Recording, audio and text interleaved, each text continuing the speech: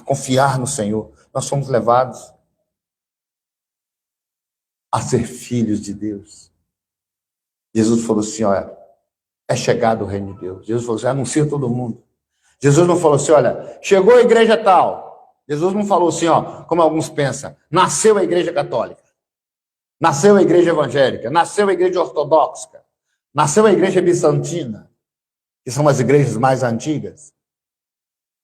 Nasceu a igreja protestante. Jesus não falou isso em nenhum momento. Nasceu a igreja de Pedro, nasceu a igreja de Maria. Isso não dava honra para os homens. Jesus falou o seguinte, é chegado o quê? O reino dos céus. Arrependei-vos, porque é chegado o reino dos céus. E aí ele nos transporta para esse reino. O que é o reino, pastor? Essa nova esfera de vida.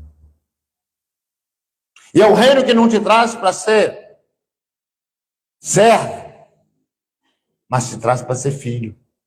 Você entende isso?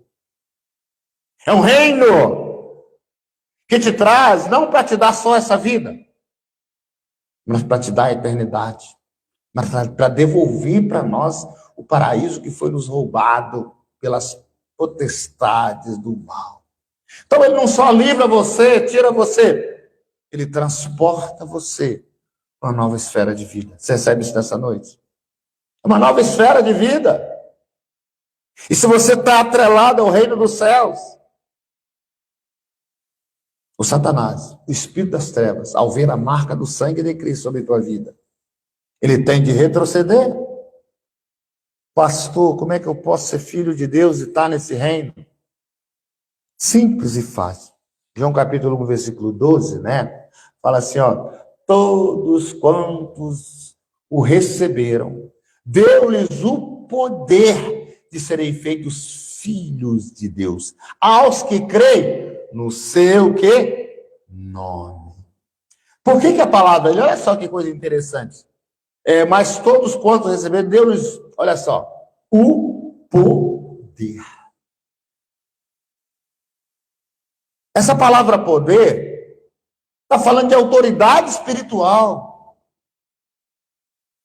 Está falando que você, para ser filho de Deus, tem que ter um poder em volta de você.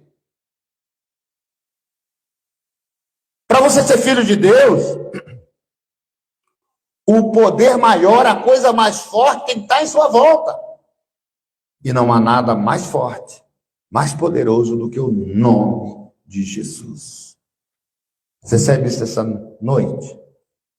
Nada pode estar em sua volta. Nada é mais forte do que o nome de Jesus. Tanto no mundo espiritual, quanto no mundo físico. Por isso que a palavra fala que todos quantos receberam, quem recebeu Jesus? Você que está em casa, como seu Senhor e Salvador, sem segundo plano, sem plano B, sem outro nome, sem outro mediador, mediadora. Então você já pode ser chamado filho de Deus.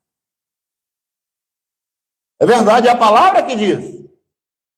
De serem feitos filhos de Deus aos que crêem no seu nome. Crê no nome do Senhor. Crê no nome do Senhor. A autoridade do Senhor é sobre você. E a autoridade, ela anda do lado do poder. É verdade. A autoridade, ela é sobre ti. E quando o inimigo vê, por isso que tem muito essa figura de bandeira, ficou a bandeira, porque bandeira mostra que é dono, que tem autoridade. Quando alguém fixa a bandeira em algum lugar. É isso. Nós passamos a ser filhos de Deus. E o Satanás, ele fica ao derredor. As potestades ficam ao derredor, bramando como um leão, tentando nos tragar novamente. Tentando nos matar a nossa fé. Porque o justo, ele vive da fé o tempo inteiro, tentando destruir você, afastar você de Deus, lançando o pecado na sua vida. Mas o pecado, ele não tem mais poder do que o perdão. Quem tem mais perdão, pastor? O pecado, desculpa, quem tem mais poder? O pecado ou o perdão? O perdão. Seja ele qual for. É o perdão. É verdade, por isso Jesus fala, arrepende, Deus. Arrependeu, pediu perdão, o reino está na sua vida. Amém. Mas ainda estamos aqui, pastor, no meio das potestades do mal, no meio de tudo que é ruim que nós acabamos de ver na Bíblia. Então, como é que vamos viver? Lá no texto original, dá mais 5 minutinhos para me encerrar. No versículo 9, vai dizer como é que eu vou viver aqui. Primeiro, eu tenho que ter sabedoria e inteligência espiritual. E diz assim, por esta razão, nós também, desde o dia em que ouvimos, não cessamos de orar por vós e pedir que sejais cheios de todo o conhecimento da vontade, da sua vontade, né, da vontade de Deus, de toda a sabedoria e inteligência espiritual. Então você tem que ter isso. Pastor, como é que eu vou ter uma inteligência espiritual? Você vai buscar do Senhor essa inteligência. Pastor, como é que eu vou ter uma sabedoria espiritual? É diferente dessa que você tem. Por exemplo, às vezes você tem a sabedoria de não procurar o mal. Não, tem que ser sábio. Eu vou evitar de procurar o mal, vou evitar de bater boca com alguém, eu vou evitar lugares perigosos. Basta, pastor? Não, não basta. Você tem que ter uma sabedoria vinda de Deus. Deus tem que te dar estratégias, e Ele dá. Por isso que o Espírito Santo é sobre a terra. Deus tem que te dar livramento. Isso Ele faz. Porque por mais que a gente seja sábio, por mais que a gente vigie, a gente precisa de um Deus, né, que não dorme, que é sombra à nossa direita, como está no Salmo 121 que nós lemos. Isso é sabedoria, inteligência espiritual. É colocar a nossa vida na mão do Senhor. É batalhar numa esfera espiritual, num campo espiritual. É assim que eu tenho que viver aqui. É assim que eu tenho que viver aqui.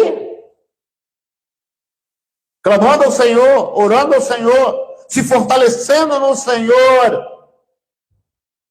Para que Deus abra os seus olhos, abra os meus olhos. E nos fortaleça. Porque tem potestades do mal. Tem demônios ao nosso redor. Tem anjos que você não está vendo, anjos caídos.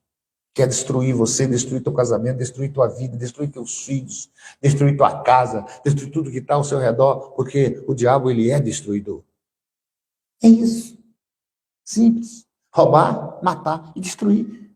Novamente eu digo, não estou te falando nada novo. Foi Jesus que falou em João 10:10. Foi Ele que falou.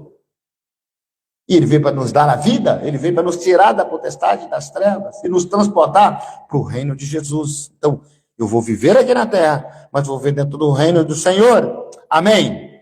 Lá no